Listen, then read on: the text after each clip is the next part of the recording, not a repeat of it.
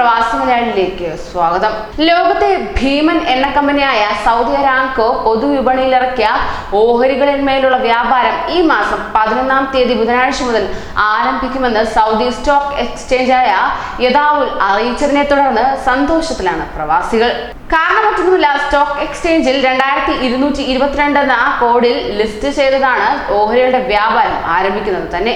അങ്ങനെ അപേക്ഷകരിലെ 97.5% ആളുകൾക്കും സൗദി അരാംകോയുടെ ഓഹരികൾ ലഭിക്കുമെന്നാണ് ലഭ്യമാകുന്ന സൂചന. ഇത് തന്നെയാണ് പ്രവാസികളെ ഏറെ സന്തോഷിപ്പിക്കുന്നത്.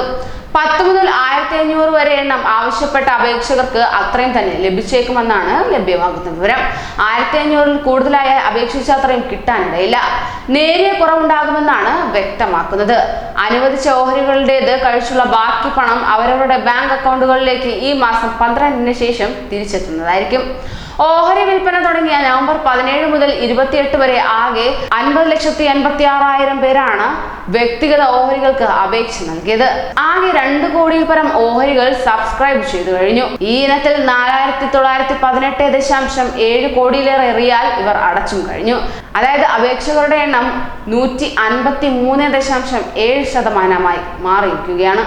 അങ്ങനെ ആർക്കൊക്കെ ഓഹരികൾ കിട്ടുമെന്നറിയാൻ ഈ മാസം 12 വരെ കാത്തിരിക്കേണ്ടി വരും. 1500 വരെ ഓഹരികൾ ആവശ്യപ്പെട്ടവർക്ക് അതെല്ലാം കിട്ടുമെന്നും അതിൽ കൂടുതൽ ആവശ്യപ്പെട്ടവർക്ക് നേരിയ കുറവുണ്ടാകുമെന്നുമാണ് ലഭിക്കുന്ന സൂചനകൾ.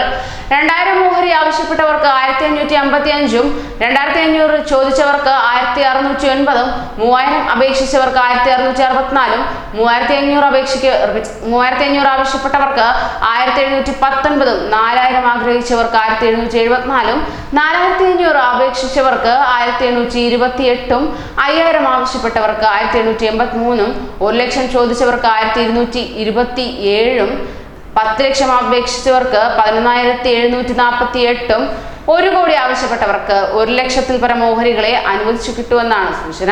ഇത്രയും വിതരണം ചെയ്ത് അവശേഷിക്കുന്ന ഓഹരികൾ തുല്യാനുപാതത്തിൽ അപേക്ഷിച്ചവർക്ക് വീതിച്ച് നൽകുന്നതായിരിക്കും.